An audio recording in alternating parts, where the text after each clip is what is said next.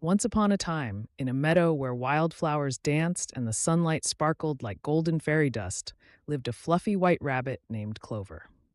Clover wasn't just any rabbit. He was known for having the softest fur in the meadow and the kindest heart. While other rabbits loved hopping about for carrots or racing each other, Clover preferred wandering the meadow and helping anyone in need. One fine spring morning, Clover woke up to the sound of faint, distressed chirping. It wasn't coming from the meadow. It was somewhere deeper, a darkened corner where the thorn bushes grew wild and untamed.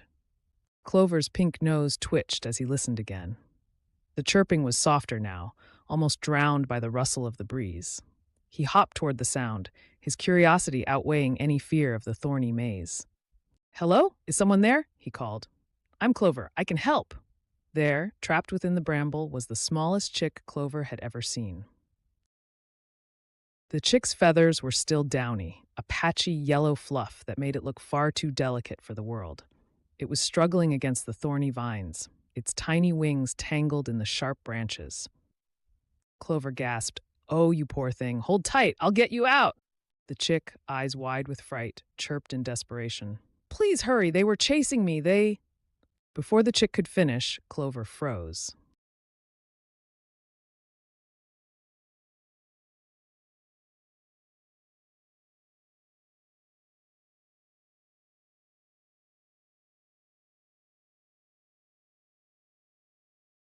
A rustling sound from behind the bramble made his ears stand straight and his heart race.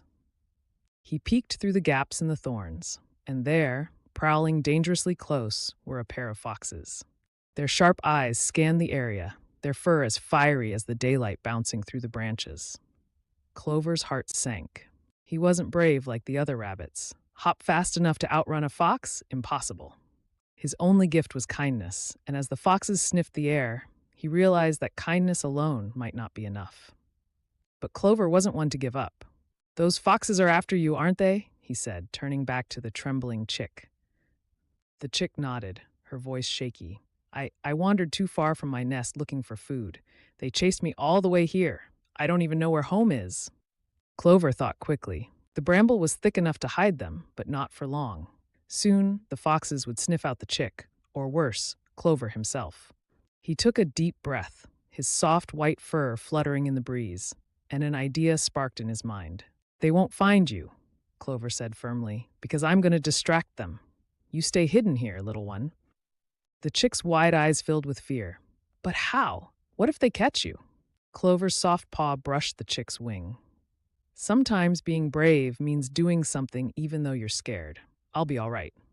Without another word, Clover wriggled free of the bramble and sprang into the open meadow. He made sure to jingle the carrots tied to his messenger bag.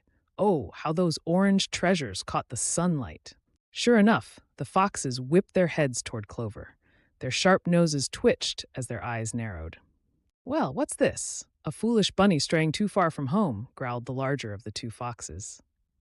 Clover laughed nervously, pretending to be unbothered. "Oh, not foolish at all, just faster than you," he said with exaggerated confidence. He grabbed one of the carrots from his bag, waving it as if it were a prize. "Catch me if you can." With that, he bolted across the meadow, hopping as fast as his tiny paws could carry him.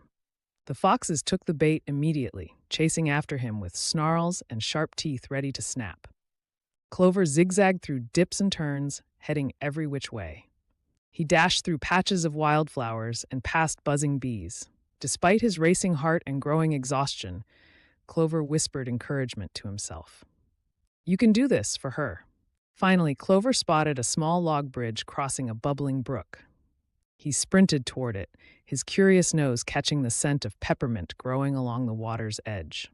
He leapt onto the bridge, but instead of crossing all the way, he dove straight over the side, clutching vines dangling beneath. The foxes, too busy chasing, didn't notice Clover's maneuver. They sprinted across the bridge, disappearing deeper into the woods. When Clover finally climbed back up, his chest heaving, he hurried back to the thorny bramble. The chick chirped joyfully. "That's my home. I thought I'd never see it again." Clover helped her climb, using vines and fallen branches to guide her tiny wings. When she reached the nest, she turned back with a grateful smile. Thank you, Clover. I'll never forget what you did for me. Clover beamed. You'll do great, little one, and if ever you need help, you know where to find me. As the chick settled into the safety of her nest, Clover hopped away, his heart lighter than ever.